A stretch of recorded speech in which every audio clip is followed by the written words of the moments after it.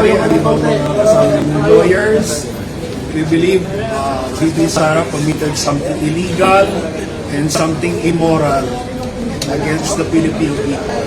For us, thou shalt not kill, thou shalt not steal, thou shalt not bear false witness. Citing culpable violation of the Constitution.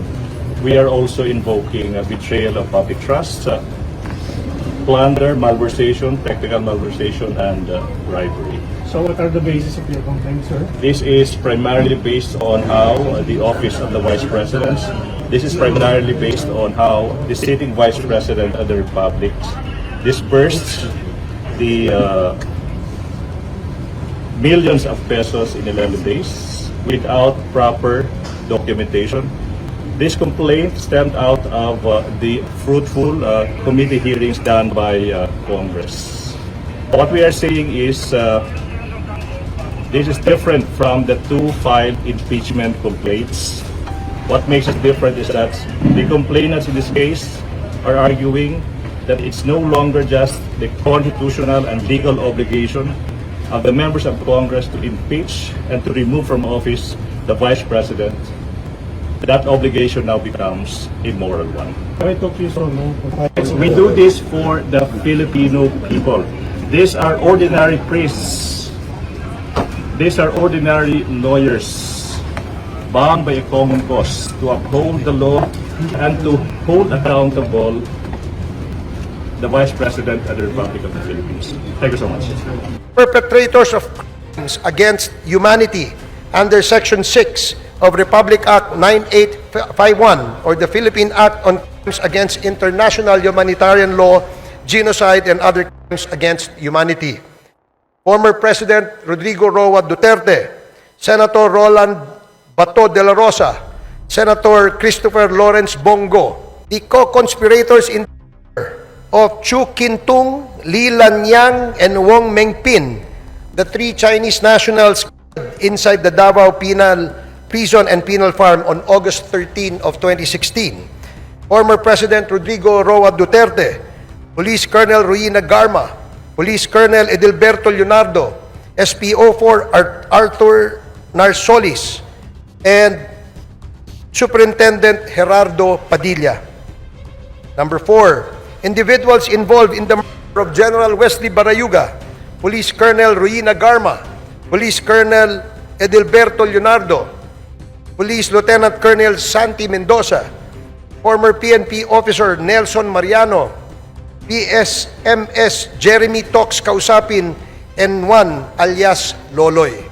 Personalities involved in POGO-related illegal activities: Attorney Herminio Harry Roque Jr., Catherine Cassandra Leong, Go Waping, or also known as Alice Leal Go, Yang Jian Sin, also known as Tony Yang, and Hong Jiang Yang, the younger brother of Tony Yang and Michael Yang. Nangunguna sa listahan ng mga personalidad na inirekomenda ng House Quad Committee or Quadcom na makasuhan ng Crimes Against Humanity sina dating Pangulong Rodrigo Duterte, Senator Bongo at Senator Ronald Bato de la Rosa. Kaugnay pa rin sa issue ng war on drugs sa panahon ng administrasyon ng una na nagsimula noong 2016. Inilahad ni Quadcom Overall Chairman Surigao del Norte 2nd District Representative Ace Barbers ang paunang ulat ng komite sa naganap na plenary session, Miyerkules, December 18, na huling session ng taon. Ayon kay Barbers, ang nabanggit ng mga personalidad ay perpetrators of crimes against humanity sa ilalim ng Section 6 ng Republic Act No. 9851 o Philippine Act on Against International Humanitarian Law, Genocide, and Other Crimes Against Humanity. Bukod sa kanila, nabanggit din sa rekomendasyon sina dating Philippine National Police or PNP Chief Oscar Albayalde at Dibold Sinas, mga retiradong police colonels na sina Ruhina Garma at Edelberto Leonardo at dating Malacanang aide na si Ermina Muking Espino. Iminungkahi rin ng komite ang pagsasagawa ng investigasyon laban kay Davao City Lone Representative Paulo Duterte na iniuugnay naman sa issue ng illegal na trade. Matatandaang nagkaroon ng pagdinig ang House Quadcom kaugnay sa mga isyong iniuugnay sa administrasyon ni Duterte, gaya ng extrajudicial killings or EJK, money laundering, pagbibinta ng iligal na droga at mga usapin ukol sa Philippine Offshore Gaming Operators or POGO. Samantala, marami pang katulad ni Mary Grace Piatos ang bagong natuklasan ng Philippine Statistics Authority o PSA. Ito'y matapos malaman ng House Committee on Good Government and Public Accountability na halos kalahati ng mga individual na nakalista bilang mga benepisyaryo ng 500 milyong halaga ng mga confidential funds mula sa Office of the Vice President or OVP sa ilalim ni Vice President Sara Duterte ay walang birth records. Ang Philippine Statistics Authority or PSA, base sa hiling ng House Panel ay nagsagawa ng pagbiberipika sa mga record ng civil registry ng 1,992 individual na may kaugnayan sa kontrobersyal na pondo at napagtanto sa proseso na ang 1,322 individual ay walang birth records sa kanilang database. Ayon naman sa pahayag ni dating Commission on Audit or COA Commissioner Heidi Mendoza, hindi daw maaring gamitin ni Vice President Sara Duterte ang confidentiality bilang palusot para hindi sagutin ang tanong ng mga mambabatas tungkol sa kung paano ginastos ng kanyang opisina ang confidential funds. Iginiit din ni Commissioner Heidi Mendoza na mayroong kapangyarihan ang Kongreso na busisiin kung paano ginamit ang confidential at intelligence funds. Tinukoy ni Mendoza ang joint circular sa paggamit ng naturang mga pundo kung saan obligado ang pagsusumiti ng accomplishment reports sa Pangulo, Senate President at House Speaker. Idinagdag ng dating COA Commissioner na kapag nagsumiti ng accomplishment report, kasunod ito ay ang mga tanong kung saan may kapangyarihan ang Kongreso na himayin ito hindi lamang in aid of legislation, kundi dahil sa oversight. Mr. Speaker, we are in receipt of the progress report submitted by the chairpersons on the Committees of Dangerous Drugs, Public Order and Safety, Human Rights and Public Accounts, popularly known as the Quadcom. Mr. Speaker, I move for the consideration of the progress report submitted by the Quadcom insofar as the facts established, evidence gathered, actions taken, and recommendations for remedial legislation concerning extrajudicial killings, illegal drugs, illegal Philippine offshore gaming operators, and anomalous transactions involving local government units in connection with these unlawful activities. I so move, Mr. Speaker. Is there any objection to the motion of the Majority Leader? The Chair hears none. The motion is approved. Majority Leader.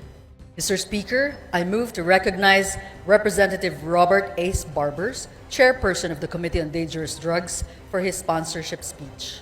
The Honorable Ace Barbers is recognized to deliver his speech. Thank you, Mr. Speaker. Thank you, Majority Leader. Mr. Speaker, esteemed colleagues and distinguished guests, it is my honor and privilege to stand before this august body to present the progress report of the Joint Committees on Dangerous Drugs, Public Order and Safety, Public Accounts, and Human Rights, or what is now popularly known as the Quad Committee. This report is not merely an account of our work, Mr. Speaker. It is a solemn commitment to uncovering the truth, upholding justice, and crafting meaningful legislative solutions to address the scourges of illegal drug proliferation, unlawful land acquisition by foreigners, crimes linked to Philippine offshore gaming operators or POGOs, and extrajudicial killings. The formation of the Quad Committee was inevitable. The House of Representatives, under the leadership of Speaker Martin Romualdez, recognized the complexities of these issues required a united and comprehensive approach. Thus, through House Resolution number 1880, the Quad Committee was brought to life. What began as a separate investigations by individual committees soon uncovered a web of interconnections, a Pandora's box of crimes and abuses that tested the very foundations of our institutions. One of the most alarming discoveries stemmed from a routine investigation into the 3.9 billion drug bust in San Jose, Malino, Mexico, Pampanga. The probe unearthed the illicit operations of Empire 999, a company owned by foreign nationals masquerading as Filipino citizens. This led to the revelations of massive illegal land acquisitions involving hundreds of hectares of agricultural lands in direct violation of our Constitution. It further exposed suspicious ties between local government officials and foreign syndicates, pointing to corruption and systemic exploitation. Mr. Speaker, our inquiry delved deeper into the operations of these entities and uncovered an even more sinister reality. Their connections to the illegal drug trade and organized crime activities facilitated by POGOs. What was initially presented as a revenue-generating industry has instead become a breeding ground for illegal activities such as human trafficking, money laundering, investment scams, cybercrimes, and even murder. Sa ating investigasyon, Mr. Speaker, ay nakita natin na ang modus operandi ng mga POGOs ay gumamit ng mga Pilipinong dummies bilang mga nominal na may-ari upang magtatag ng mga korporasyon na nagpapahintulot sa mga dayuhan na iwasan ang mga batas na naglilimita sa pagmamay-ari at operasyon sa mga industriya tulad ng gaming at real estate. Ang mga korporasyong ito ay may mga magkakaugnay na layers upang itago ang tunay na pinagmulan ng pondo at pagkakakilanlan ng mga operators na nagpapahirap sa mga otoridad na masubaybayan ang mga iligal na mga aktibidad. Mr. Speaker, ang mga POGOs na ito ay naguhugas ng pera mula sa mga krimen tulad ng human trafficking, illegal na pagsusugal, bentahan ng droga at cybercrimes sa pamamagitan ng pagpapadaan ng pondo sa mga bank account, pagbili ng ari-arian at iba pang mga instrumentong pinansyal na pinapalabas na lehitimong operasyon ng kanilang mga negosyo. Ang ganitong layering ay hindi lamang nagtatago sa iligal na pinagmulan ng pondo, kundi pinapaliit din ang binabayarang buwis at pinoprotektahan ang mga operator mula sa pagkakadiskubre. Mr. Speaker, karaniwang pinapadali ang mga iskim na ito ng mga tiwaling opisyal at empleyado ng ating gobyerno, ng ating mga regulatory agencies at mga institusyong pinansyal kapalit ng suhol na naglalagay sa peligro ng sistema ng batas at pananalapi sa ating bansa. But perhaps the most chilling revelations, Mr. Speaker, pertains to the extrajudicial killings that have scarred our nation's history. The investigations brought to light a harrowing narrative of abuse of power and institutional impunity during the Duterte administration. Witness testimonies corroborated by evidence revealed a system that incentivized the killing of suspected drug personalities, a system modeled after the so-called Davao template and replicated nationwide. Mr. Speaker, this is not merely a report of the past wrongdoings, but a call to action.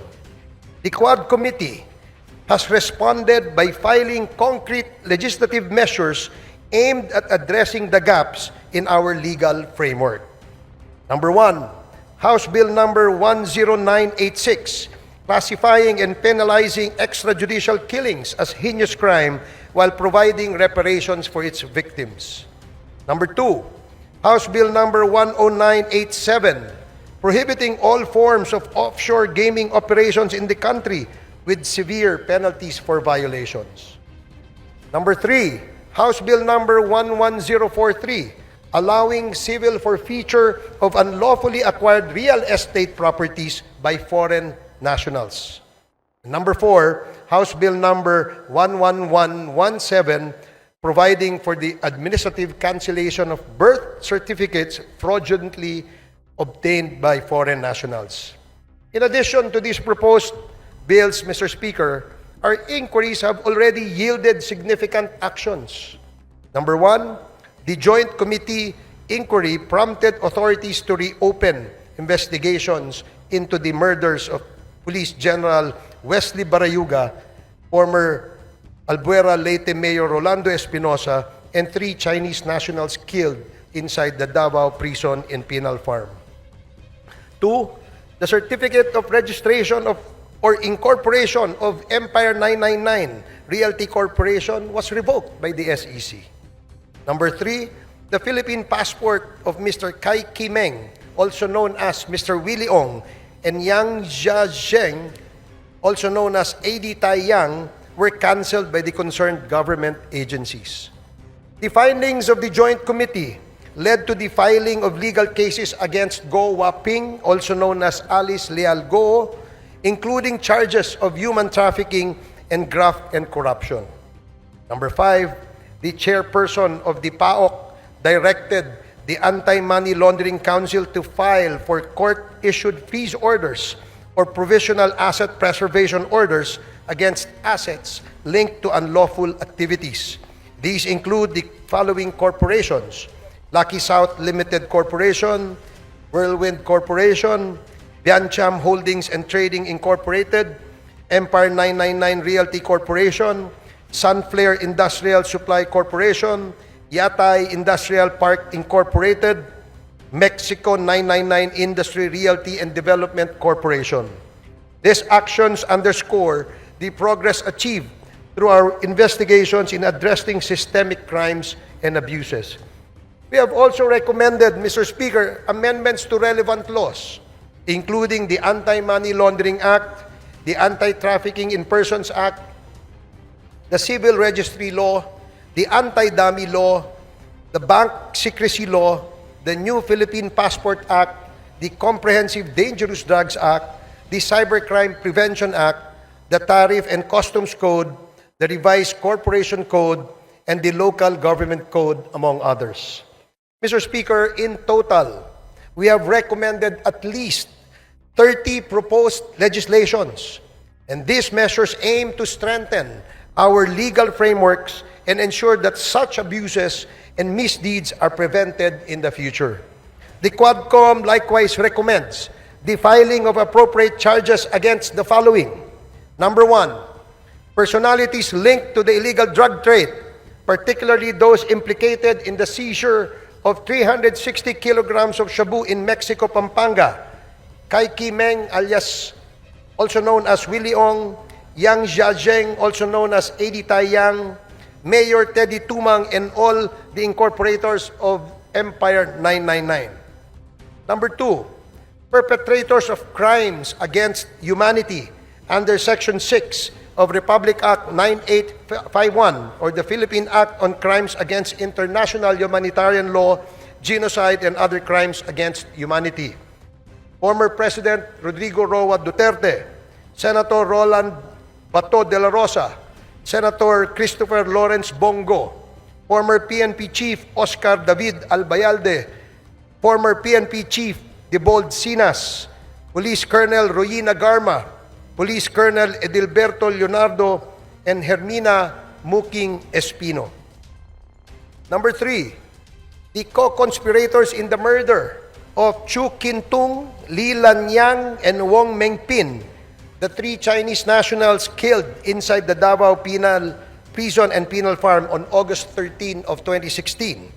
Former President Rodrigo Roa Duterte, Police Colonel Royina Garma, Police Colonel Edilberto Leonardo, SPO4 Arthur Narsolis, and Superintendent Gerardo Padilla. Number 4, individuals involved in the murder of General Wesley Barayuga, Police Colonel Royina Garma, Police Colonel Edilberto Leonardo, Police Lieutenant Colonel Santi Mendoza, former PNP Officer Nelson Mariano, PSMS Jeremy Tox Kausapin, and 1 alias Loloy. Moreover, Mr. Speaker, further investigations should be conducted against, but not limited to, the following individuals. Number 1, personalities implicated in the illegal drug trade in relation to the revelations provided by resource persons Jimmy Guban and Mark Taguba, Representative Paulo Duterte, Councilor Nilo Abilera Jr., Mr. Paul Gutierrez, Mr. Benny Antiporda, Mr. Jojo Bacud, a certain Tita Nani, and Mr. Allen Capuyan. Number 2, personalities identified to be involved in the illegal drug trade during the course of the legislative hearings: Hong Ming Yang, also known as Michael Yang; Wei Xiong Lin, also known as Alan Lim; Charlie Tan, and Mr. Sammy Uy. Number 3, personalities involved in POGO-related illegal activities: Attorney Herminio Harry Roque Jr., Catherine Cassandra Leong, Go Waping, or also known as Alice Leal Go, Yang Jian Sin, also known as Tony Yang, and Hong Jiang Yang, the younger brother of Tony Yang and Michael Yang. Mr. Speaker, our work is far from over. The Quad Committee's progress thus far is a testament to what we can achieve when we confront corruption and criminality with courage and resolve. However, it also underscores the magnitude of the challenges we face. This is a defining moment for this Congress, Mr. Speaker. It is an opportunity to uphold the rule of law, protect our nation's sovereignty, and deliver justice to those who have been wronged. I urge my fellow legislators to give this report the attention it deserves and to support the proposed measures that will ensure these injustices are never repeated. Together, let us take the necessary steps to restore faith in our institutions and reaffirm our commitment to the Filipino people. Maraming salamat and Merry Christmas, Mr. Speaker. Thank you very much. Majority Leader. Mr. Speaker, I move to recognize Representative Bienvenido M. Abante Jr., Chairperson of the Committee on Human Rights, to deliver his sponsorship speech.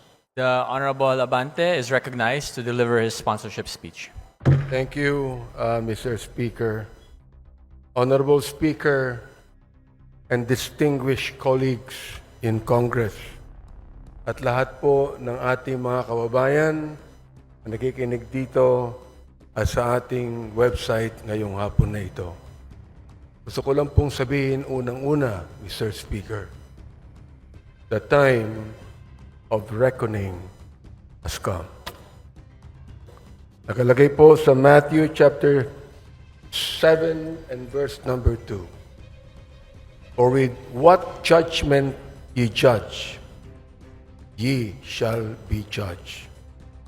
And with what measure ye meet, it shall be measured to you again. Kung iniisip po natin na magagawa mo ang gusto mong gawin, na hindi mo sinusunod ang saligang batas, dahil nasa kapangyarihan ka, nais kong sabihin, Mr. Speaker, na matatapos din ang mga bagay na yan at ikaw ay hatulan ng taong bayan. Ito pong House of Representatives ay ang bahay po ng taong bayan. Sapagkat tayong lahat ay inelect ng taong bayan upang tayo ay magbusisi ng lahat ng katiwalaang nangyayari sa ating pamahalaan.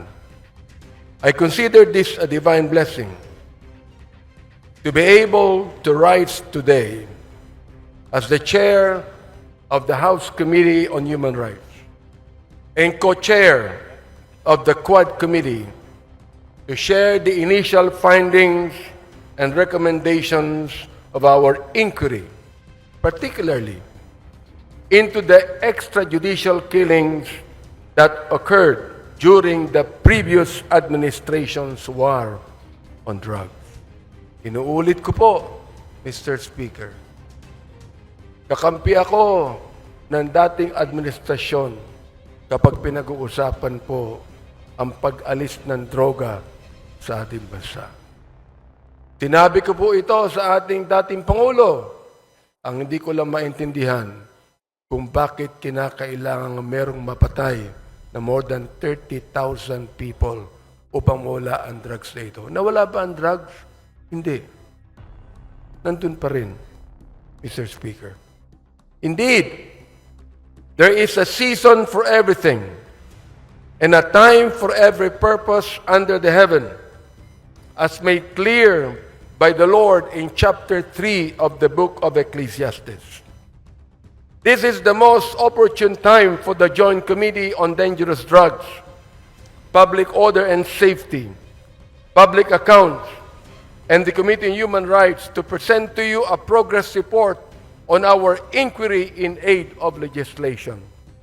After 13 rigorous and thorough hearings of the so-called Quad Committee, we are confident that we have gathered substantial findings backed by competent evidence to make the requisite recommendations to this legislative body and to the appropriate government agencies for appropriate and decisive action.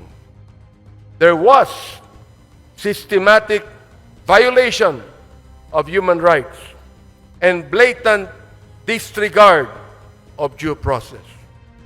The deep probe into the extrajudicial killings, or EJKs, that occurred during the administration of former President Rodrigo Roa Duterte's war on drugs yielded a far deeper tragedy into the lives of the Filipino people rather than the protection and preservation thereof that it was heralded to accomplish. The numbers, Mr. Speaker and my dear colleagues, speak the scary truth. According to data from the Philippine National Police from July 1, 2016 to June 30 of 2022, 7,640 individuals were killed in official police operations. Of these documented deaths, 7,173 were drug pushers, 440 were drug users that should have been rehabilitated, not killed, and only 21 were drug lords.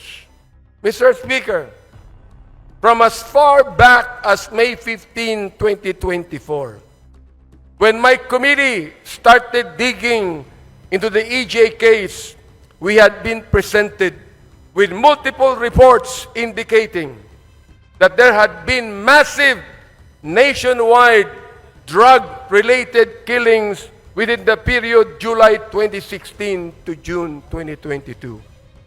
The killings were classified either as police operations or perpetrated by unknown perpetrators, which is no different from the Sinaloa type of killings in Latin America, which were notorious at the time, the drug cartel in Latin America. The 2017 Year-End Accomplishment Report of the Duterte administration highlighted as key accomplishments, my dear Speaker, the deaths of 3,967 drug personalities and 16,355 homicide cases under investigation as of 30 September 2017. The PNP reported that there was a total of 7,640 illegal drug suspects who died in police operations, 2,053 of which were recorded in the first 6 months of the Duterte presidency from July to December 2016. No less than the United Nations Office of the High Commissioner for Human Rights noted that there were at least 8,663 drug-related killings as of February of 2019, while academic research, the HUS project of the Third World Studies, University of the Philippines, gathered around 5,348 recorded deaths. The Free Legal Assistance Group cited unassailable data in a Supreme Court and Bank extended resolution that indicated that the Duterte administration's anti-drug war from July 1, 2016 to November 27, 2017 recorded a staggering total of 20,322 deaths, or a daily average of 39.46 deaths. Mr. Speaker and my dear colleagues, was the war on drugs truly aimed at dismantling the drug syndicates and put an end to this illegal and immoral trade? Or was it an all-out assault on the poor and vulnerable to cover up the former? Gusto ba talaga nitong durugin ang mga drug lords at ang illegal drug industry, o durugin lamang ang mga mahihirap upang pagtakpan ang mga may kinalaman o kaugnayan sa problemang ito? Clearly, the war on drugs, while touted as the formidable solution to the country's drug menace, had resulted in the systematic violation of our constitutional rights to life, human dignity, and due process. Ang sagradong buhay na tanging bigay ng poong may kapal ay hindi kailanman dapat pawiin ng sinuman. Ang sabi po ng Diyos, "Thou shalt not kill." But the war on drugs resonated a policy of kill, kill, kill. As the former president has always said, shoot them dead. The role of leadership in a culture of impunity. How did we get here? Paano ito nangyari?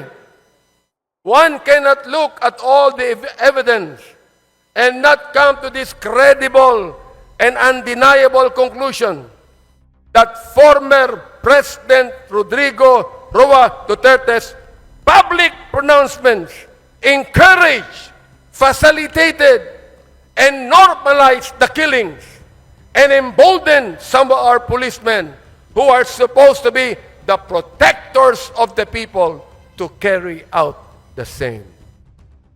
His release of unverified narco lists further exacerbated the violence as individuals were targeted based on flawed, inconsistent, and malicious information. Isa sa mga biktima nito, si former Iloilo City Mayor Jed Patrick Mabilog. In 2014, then Major Mabilog was named as I quote, top 5 best and outstanding mayors in the world.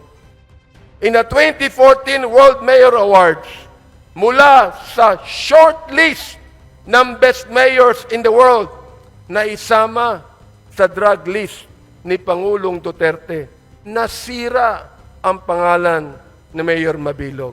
He was forced to relocate himself and his family to a foreign land, and he was threatened with death, all because of unverified, unreliable list. We discovered, Mr. Speaker and my dear colleagues, that the previous administration's war on drugs was fueled by a perverse reward system that incentivized extrajudicial killings under what we now know as the Davao model. Ano ang Davao model? Under this system, police officers were given monetary rewards for killing drug suspects, transforming the duty of law enforcement from a system driven by justice into a system driven by bounties. testimonies from Police Lieutenant Colonel Jovi Espinido, Police Colonel Ruyima Garma, and other officials confirm the existence of this system. Malinaw ang testimonya nila. Salapi ng sagradong buhay, Mr. Speaker.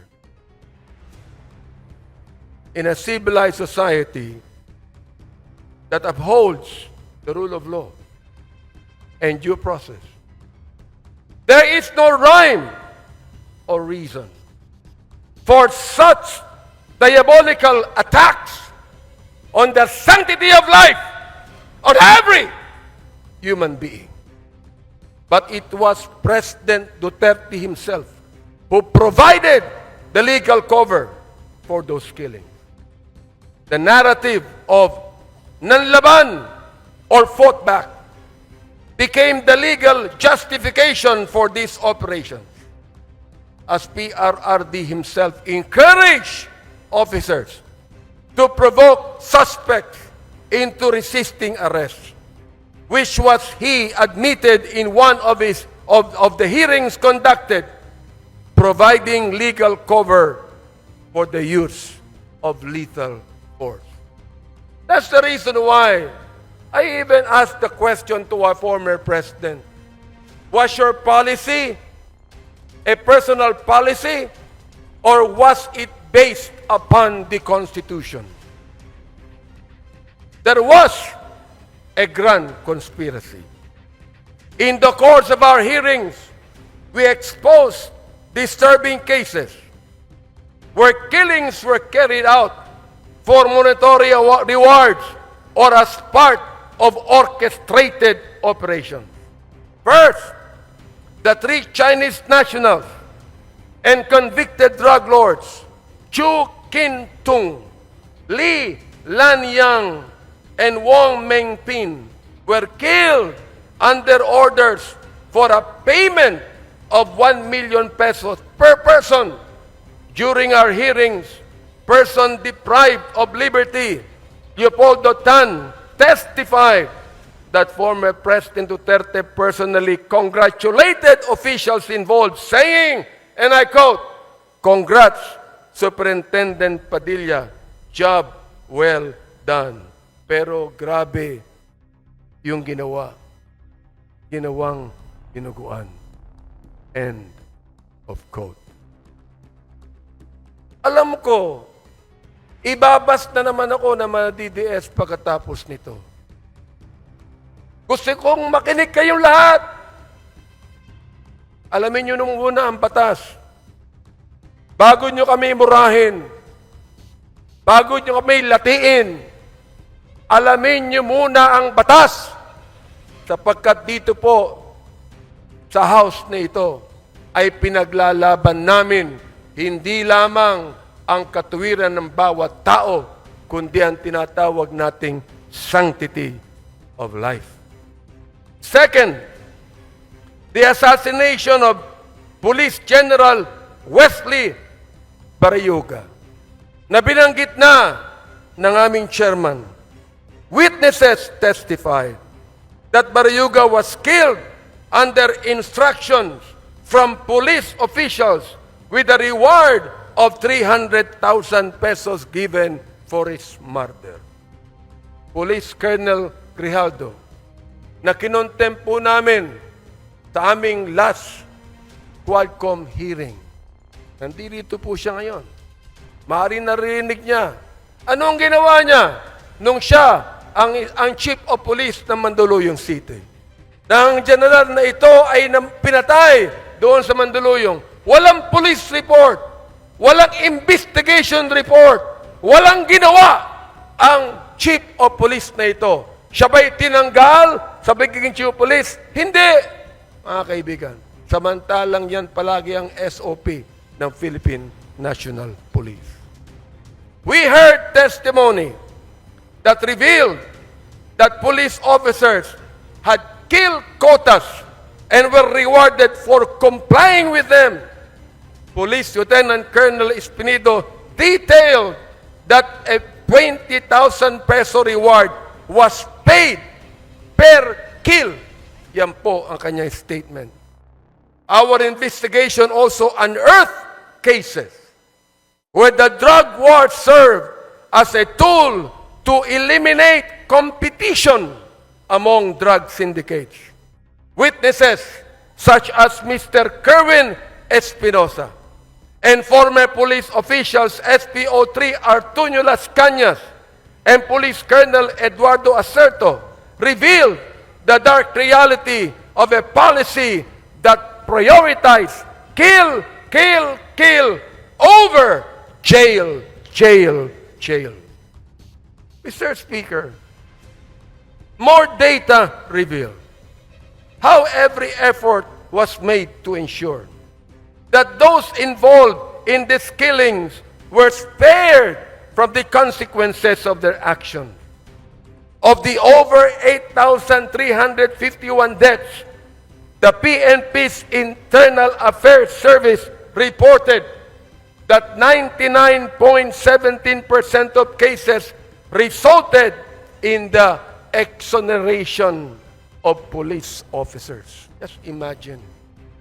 Of the 32,803 policemen charged for operations, only 30 were dismissed. These numbers expose a justice system that failed the victims and their families. Out of all this bloodshed, ano naman ang naging impact sa paggamit ng droga? Mr. Speaker, the Dangerous Drugs Board admitted that the drug war resulted in only a slight decline in drug use. The figure of 4 million drug users that former President Duterte cited at the start of his term had no verified basis. Sinabi pa niya na itong si Adolf Hitler pumatay ng 3 milyon ng mga Hudyo. Mali pa ang sinabi niya. 6 million po ang napatay niya. Kaya dapat patayin ang 3 milyon ng mga drug pushers. Ganun po ba ang dapat katawiran ng isang pangulo ng isang democratic country? Hindi po tayo terorista. Hindi tayo komunista. Hindi tayo diktadorya. Tayo po ay demokrasya. Mr. Speaker, as a result of this hearing, we filed House Bill number 10986, an act classifying and penalizing extrajudicial killings as a heinous crime, providing reparation for the victims, and strengthening the mechanism for its prevention. This bill, otherwise known as the Anti-Extrajudicial Killing Act, defines extrajudicial killing as any killing other than that imposed by the state pursuant to the provisions of the Constitution on heinous crimes, or a deliberate and arbitrary killing of any person not authorized by a previous judgment pronounced by a competent court, committed by a public officer, personal authority, agent of a personal authority, or any person who is acting under the actual or apparent authority of the state. Under this measure, extrajudicial killing is classified as a heinous crime, punishable by life imprisonment, monetary reparation between 250,000 pesos to 500,000 pesos, as well as a non-monetary reparation, will be granted to victims and their families to be determined by the extrajudicial killing claims board proposed under the bill. Sana po maging batas na po ito. Next, we recommend the passage of a death in custody or under Police Operations Act. This will institutionalize official recording and reporting of deaths during police operations in custody with mandatory annual reports as submitted to Congress, DOJ, and the CHR. the establishment of a national interagency investigative body, an independent agency tasked to investigate EJKs and the other human rights abuses committed by state and non-state actors. The creation of an independent international affairs service that is autonomous to ensure accountability free from the PNP influence. We also recommend the filing of appropriate charges against officials responsible for these atrocities. We recommend that cases be filed under Section 6, Crimes Against Humanity, under the International Humanitarian Law, Republic Act 9851, against former President Rodrigo Roa Duterte, Senator Ronald Bato de la Rosa, former PNP Chief Oscar David Albayalde, and former PNP Chief de Bolsinas, among others. We also recommend reparations for victims of EJKs, strengthening the Commission on Human Rights, and enacting prevention measures to ensure that none of these horrendous abuses to human rights will ever happen again. Mga kababayan, as stewards of justice and as the representatives of our people, it is our moral and sacred duty to hold the perpetrators accountable and to uphold the value of every human life. Nais ko sang sabihin sa inyo na ang distrito ko po ay drug-free. Pero walang napatay.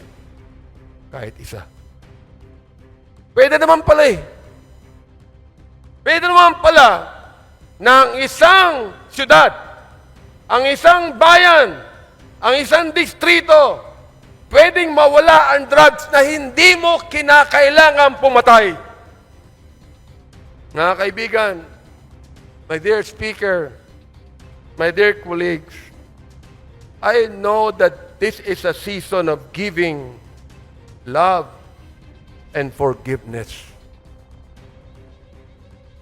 And may this also be a season of healing, but never giving up on justice and truth.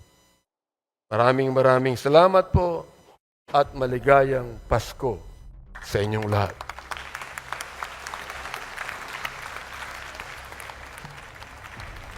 Thank you very much, Majority Leader.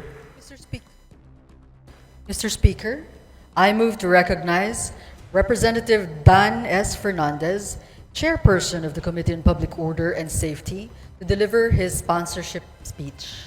The Honorable Dan Fernandez is recognized to deliver his sponsorship speech. Thank you so much, Mr. Speaker. Maraming po salamat at don't worry, maikli lang po to, hindi katulad nung kay Chairman Abante na napakahaba at napaka-emotional. Mr. Speaker, distinguished colleagues, and guests in the plenary hall, magandang hapon po sa ating lahat. It is my honor to present, together with my co-chairs of the Joint Committee comprising the Committee Dangerous Drugs, Public Order and Safety, Human Rights and Public Accounts, also known as the Quadcom. This progress report outlining the facts established, evidence gathered, actions taken, and recommendations for remedial legislation concerning extrajudicial killings, illegal drugs, illegal Philippine offshore gaming operators, and anomalous transactions involving local government units in connection with these unlawful activities. To date, the Joint Committee has conducted 13 public hearings and has obtained numerous testimonies of witnesses and documentary evidence in the course of its inquiry. Mr. Speaker, the Joint Committee has identified compelling evidence that necessitates prompt and decisive legal action by the appropriate government agencies, as well as urgent legislative intervention to enact laws and policies that will effectively address these critical issues. With respect to POGOs, the Joint Committee found a discernible pattern regarding their creation and operation. It starts with foreign nationals using fake documents to acquire Filipino identities, followed by land acquisition to establish POGO facilities. The construction of several buildings worth billions of pesos, the execution of lease agreements between two corporations with interlocking ownerships, followed by the application for POGO license with the Philippine Amusement and Gaming Corporation. This was also established that criminal syndicates composed of Chinese nationals pretending to be Filipino citizens operate within the country and are responsible for various criminal activities facilitated through POGOs, including human trafficking, internet scams, and money laundering. Some of these Chinese nationals have links to the drug trade. These POGO companies include Hongsheng Gaming Technology in the Baofu compound in Bamban, where facilitated by Go Waping, also known as the former Bamban Mayor Alice Guo. Lucky South 99, situated in the Whirlwind Corporation, leased property in Porac, Pampanga, identified with Catherine Cassandra Leong and attorney Herminio Harry Roque Jr. At kasama rin po dito si Sean Wei Technology owned by Alan Lim, also known as Wei Xiong Lim, together with his wife, Rose Nono Lin. The findings of the Joint Committee have led to the filing of cases against Guo Waping, Catherine Cassandra Leong, and attorney Harry Roque, and several other Chinese and Filipino incorporators of POGO companies for qualified human trafficking. Money laundering cases have also been lodged against them. Aside from Guo, Ong, and Roque, the Joint Committee recommends that criminal investigations be commenced to look into the involvement of other key personalities such as Hong Ming Yang, also known as Michael Yang, his elder brother Yang Jian Xin, also known as Tony Yang, and spouses Alan Lim and Rose Nono Lin into illegal POGO activities. As a result of the joint hearings, the Anti-Money Laundering Council was directed to apply with the court for the issuance of a freeze order covering the assets related to the unlawful activities of Lucky South 99, Whirlwind Corporation, and Bian Cham Holdings. Furthermore, as a result of the findings into the illegal activities of POGOs, this representation and fellow members of the Joint Committee filed House Bill number 10987, or the proposed Anti-Offshore Gaming Operations Act. The bill seeks to establish ironclad provisions against the resurgence of POGOs in the country and repeals two laws related to the offshore gaming.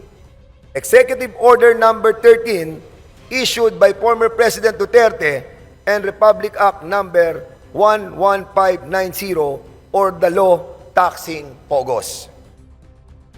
In relation to POGOs, we filed more significant pieces of legislation.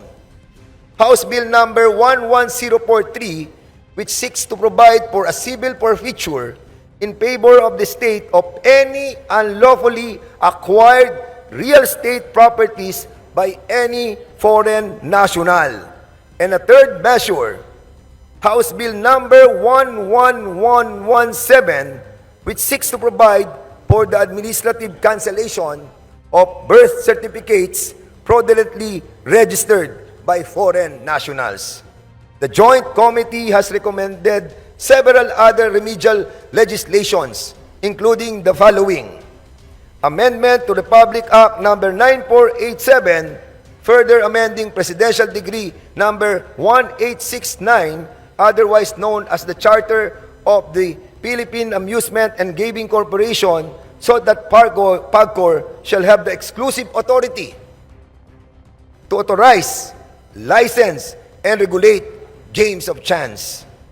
Number 2, Amendment to Republic Act number 10175, or the Cybercrime Prevention Act of 2012 to expand the definition of service providers, widen the scope of offenses, and strengthen the cybercrime investigation and coordinating center. Number 3, amendment to Republic Act number 10591 or the Comprehensive Firearms and Ammunition Regulation Act to provide stiffer penalties for the illegal transfer or registration of firearms.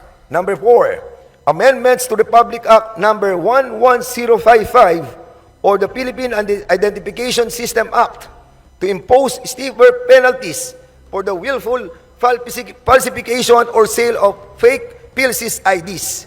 Number 5, amendment to Republic Act number 11934 or the Subscriber Identity Module Registration Act to limit the number of blank SIM cards that are sold to resellers or to require the pre-activation of SIM cards that are sold in bulk quantities. And lastly, amendment to the charter of the PBDEC Industrial Authority to empower the corporation to fully exercise its visitorial and inspection powers over all locators and service providers operating inside the industrial state located in the municipalities of Tagoloan and Villanueva in Misamis Oriental. Mr. Speaker, beyond these legislative initiatives, beyond the possible filing of cases, I wish to highlight the suffering and abuse that many trafficking victims have endured at the hands of these evil POGO operators. The trauma, their deaths can never be rectified by laws alone. We must fight to ensure that they obtain justice and are afforded counseling and rehabilitation. Let us not leave them by the wayside. Ang karumal-dumal na gawain nakapaloob sa operasyon ng POGO ay isang bagay na hindi maitatago ng mga taong nakinabang sa operasyon na ito. Politiko, negosyante, mga banyaga at marami pang iba. Itago man, pilit man, ay kusa namang ilalabas ng tadhana ang katotohanan kung ano ang dilim sa likod ng operasyon ng sugal na ito na sumisira sa kaayusan at imahe ng ating bansa.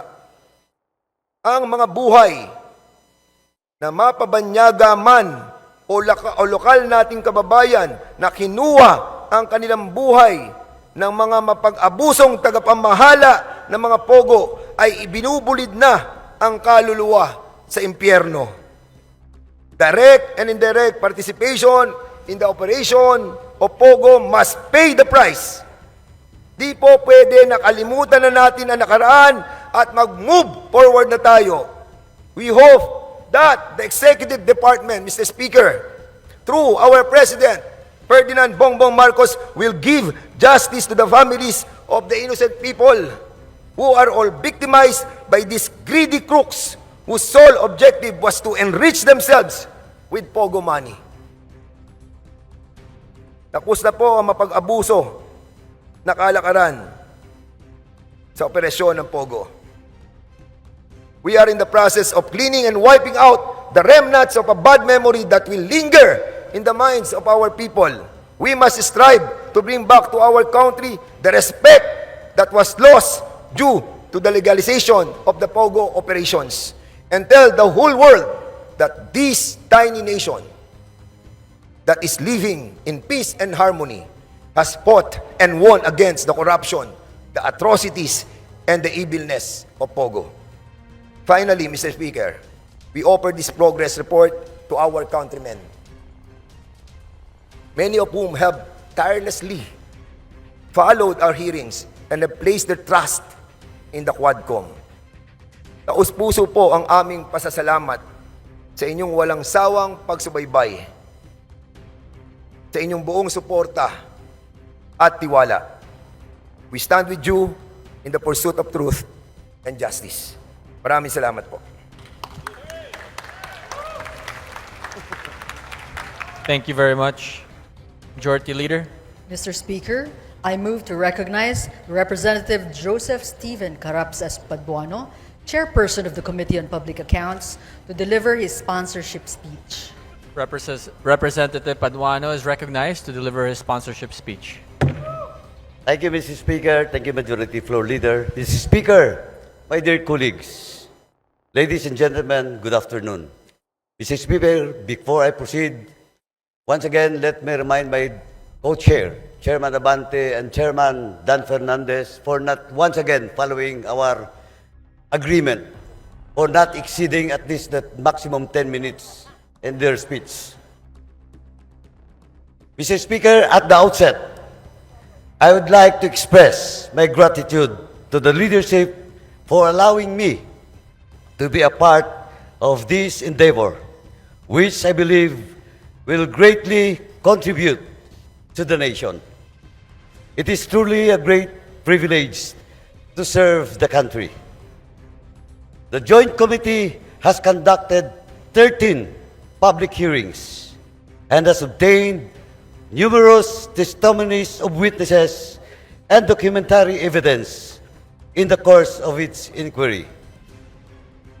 After a thorough review of the pertinent information within each possession, the Joint Committee has identified compelling evidence that necessitates prompt and decisive legal action. On the part of the Committee on Public Accounts, this began with this investigation into the anomalous property transactions in Mexico, Pampanga, particularly those involving former Mayor Teddy Tumang and his assistant, Mr. Roy Gomez. It is now still at large because of the contempt order coming from my committee. The name of a certain Eddie Tayang surfaced, who sold land to the municipality of Mexico, Pampanga, at artificially inflated prices. In collusion with the local officials, Mr. Yang purchased agricultural land, then had it reclassified as commercial, industrial, to increase its value despite lacking the necessary legal requirements. To give you an idea, Mr. Speaker, the parcel measures 10,000 square meters as the lot was classified as agricultural at the time Mr. Yang acquisition. Its price per square meter was approximately 300 pesos, consistent with the prevailing rates for agricultural land in the area. With the lot reclassified as industrial, Mr. Yang sold it to the municipality for 29,500,000 pesos or 2,700 pesos per square meter. This is why we investigated this issue and discovered that it has long been a modus operandi within agricultural lands are classified without following the proper process. In our investigation, Mr. Speaker, we summoned Mr. Tayang and he claimed to be a legitimate businessman and a natural-born Filipino. However, when we asked him for documents, he was unable to provide any documents and eventually stopped attending the hearings. With the assistance of various government agencies, we later discovered that Mr. Yang held a Chinese passport under the name Jia Jingyang. This is where a suspicion began that there are Chinese nationals who falsified their citizenship in order to purchase land and establish businesses in the Philippines. Eventually, we proved that we are not mistaken. The Committee on Public Accounts investigation into Mr. Teddy Yang, Mr. Roy Gomez, and the former Mayor Teddy Tumang, uncovered a network of illicit activities that pose a significant threat to our national security and economy. Additional investigation have linked Mr. Yang to Mr. Willie Ong, a suspected drug trafficker. In 2023, a warehouse located in Mexico, Pampanga was raided, resulting in the seizure of approximately 3.6 billion worth of shabu. This warehouse belongs to Empire 999, and the land where the drug warehouse was constructed was previously owned by the Tumang family. Records from the Land Registration Authority reveal that Ong, Tayang, and Empire 999 have acquired at least 320 land holdings across the country in violation of the constitutional limitation on land ownership. Mr. Speaker, former Mayor Teddy Tumang admitted meeting with Mr. Tayang several times and even went to China together for a business trip. Mayor Tumang likewise admitted knowing personally suspected drug lord Kai Kiming aka Williong.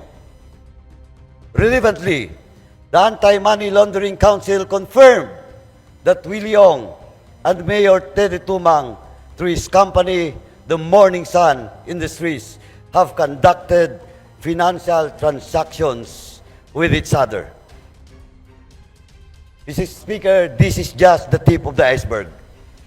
As we have received numerous reports of similar cases happening across the country, the tactic involves falsifying Filipino citizenship to purchase land and establish businesses with these individuals, holding influence over certain local politicians who have sold their integrity to these illegal Chinese nationals. Because of the aforementioned findings, the Joint Committee came up with several remedial legislation to address the issues, and namely House Bill number 11043 and House Bill 11117, as mentioned by Chairman Ace Barbers. These bills are vital in addressing the growing threat posed by influx of foreign nationals involved in illegal activities, including those connected to the POGO industry and other forms of corruption. Through these legislative measures, we intend to strengthen our national security, uphold the integrity of our citizenship laws, and protect the Filipino people and our land from unlawful foreign influence. In conclusion, Mr. Speaker, I urge the members of this esteemed body to fully support these measures, and as they offer essential steps towards securing our national sovereignty, protecting our land resources, and ensuring the integrity of our citizenship laws.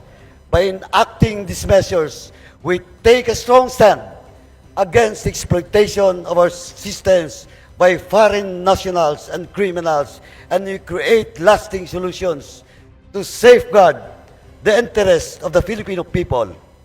Let us work together to protect our sovereignty, uphold justice, and strengthen the rule of law for the benefit of the future generation.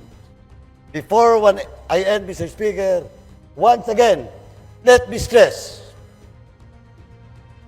for Chairman Barbers and myself, we are not running anymore in this forthcoming election. Ano po ang para sa amin? This is all about for the love of country, to protect the future generations.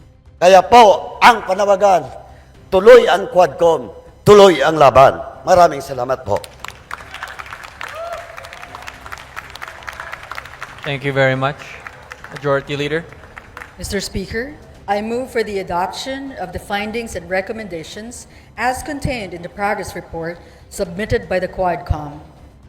There is a motion to adopt the findings and recommendations as contained in the progress report submitted by the Quadcom. Is there any objection? Chair hears none. The motion is approved. Majority Leader. Mr. Speaker, pursuant to the Quadcom's recommendation for the immediate conduct of more in-depth investigations and/or preliminary investigations on certain public officers, private individuals, corporations, and other entities summoned in this legislative investigation, and institute the filing of proper cases if warranted, I move that the progress report of the Quadcom be transmitted to the agencies mentioned in the aforementioned report for their appropriate action. I so move, Mr. Speaker. Is there any objection to the motion of the Majority Leader? The Chair hears none. The motion is approved. The Secretary General is directed to transmit the progress report to the agencies mentioned in the report. Majority Leader. Mr. Speaker, I move that the progress report of the Quadcom be furnished to the appropriate committees for referral of the proposed remedial legislation as contained in the report for their appropriate action. I so move, Mr. Speaker. Is there any objection? The Chair hears none. The motion is approved. The Secretary General is directed to furnish the progress report to the committees mentioned. Majority Leader. Mr. Speaker, considering that the Quadcom have not terminated its hearings on the subject, the progress report is without prejudice to its submission of a committee report containing additional findings and recommendations. The manifestation of the Majority Leader is duly noted. Majority Leader. Mr. Speaker, I move for the consideration of House Resolution 2147, copies of which have been distributed to the members, and for this purpose, may we request that the Secretary General be directed to read the title of the House Resolution. Is there any objection? The Chair hears none. The Secretary General is directed to read the title of the House Resolution 2147. House Resolution 2147, Resolution authorizing the Committees on Public Order and Safety, Information and Communications Technology, and Public Information to conduct a joint inquiry in aid of legislation on the rampant posting of false and malicious content in social media platforms while safeguarding freedom of speech and ensuring digital safety. Majority Leader. Mr. Speaker, I move to adopt House Resolution 2147. Mag-subscribe at i-click ang notification bell para sa mga susunod na video updates. Maraming salamat po.